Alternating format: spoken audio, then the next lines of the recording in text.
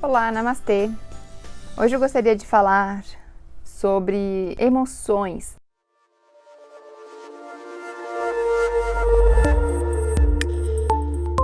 É uma pergunta que eu recebo com muita frequência no Instagram. Como controlar as emoções? Controlar as emoções é tipo querer controlar o mundo, as situações externas. É praticamente impossível a gente controlar as emoções, né?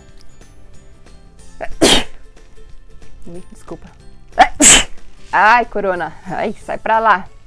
O que se trata de macroambiente é impossível. Às vezes nem na nossa casa a gente consegue controlar as coisas. Imagina dentro do nosso corpo querer controlar. Então, controle é uma perda de tempo, você querer controlar suas emoções ou querer não ter emoções. Qual que seria a praticidade, né? Para que você quer não ter emoções? Você vai virar um boneco de posto lá, sem emoções? Será que realmente faz sentido isso? Então, meditar não se trata de controlar as emoções, mas sim como a gente reage a eles. Normalmente, a gente está cheio de expectativas e quer que as coisas saiam do nosso jeito, por causa do nosso controle. E aí, quando não sai do nosso jeito, a gente fica frustrado e aí vem aquela enxurrada de emoções. Porque, não era assim, não deu certo, tinha que dar. E aí vai criando toda aquela expectativa louca que só gera, então, frustração e aí sim as emoções. Então, não é muito mais fácil a gente não ter esse controle todo, não querer controlar tudo, mas sim viver uma coisa de cada vez? Se a gente elimina essa necessidade de controle, essa expectativa toda em relação a algo, que algo tem que sair daquele jeito que a gente quer, a gente automaticamente vai estar reduzindo as nossas frustrações. E aí sim, vão ter menos emoções envolvidas nesse processo. Mas as emoções são importantes para a nossa jornada aqui na vida, para que ela seja divertida, para que seja alegre. O que não pode é a gente super se identificar com a emoção e achar que nós somos as emoções. Então, quando dá uma coisa de errado, acabou o mundo, né? Aconteceu um problema, pronto, aí você entra na fossa e aí não consegue sair, porque você está lá super identificado com as emoções, ao invés de você usar aquilo lá como algo para te alertar e para te ajudar e para te ver outras oportunidades.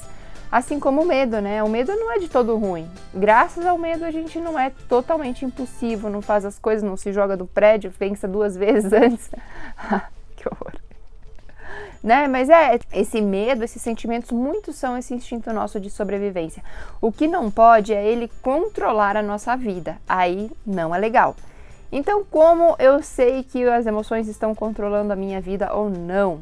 Quando você não está consciente daquilo e você é o próprio problema. Por exemplo, quando você determina que algo tem que ser daquele jeito e quando sai diferente, acabou o seu mundo, frustração total. Então aí as suas emoções passam a controlar você. Mas se você tem consciência de que aquilo foi só um obstáculo, que isso são só emoções e as emoções elas são passageiras, percebe? Tem uma consciência ali por detrás, que está ali aceitando qualquer coisa que seja. E quando a gente aceita as emoções do jeito que elas são, elas não viram um monstro. Você coloca luz na emoção e a emoção diminui a sua intensidade. Agora, quando você fica querendo afastar o medo, afastar a tristeza, afastar a raiva, você está dando mais atenção para aquilo. Então, isso acaba sendo o protagonista da história e demora muito mais para você ver solução, para você ver a opção, para você poder fazer a sua escolha diferente, porque você está envolvida só no problema, só nas emoções, e não tem a consciência do todo. Me perguntam como controlar as emoções. Não se trata de controlar, mas sim de percebê-las, de perceber tudo do jeito que é. A prática da meditação, ela vai ajudar você a identificar essas emoções e as suas sensações relativas. Então, eu tive uma emoção de tristeza. O que isso gerou no meu corpo? O que isso trouxe à tona? Percebi uma queimação no estômago, percebi uma sensação física estranha no meu braço. Quando você percebe as sensações no seu corpo e sem julgá-las de que é boa ou de que é ruim, de que aquilo é estranho ou não é, mas você só está ali com ela, percebendo a intensidade, onde que vai, aonde que é, como que funciona aquela dor ou aquele sentimento, você vai ver que logo aquilo vai se soltando, vai passando.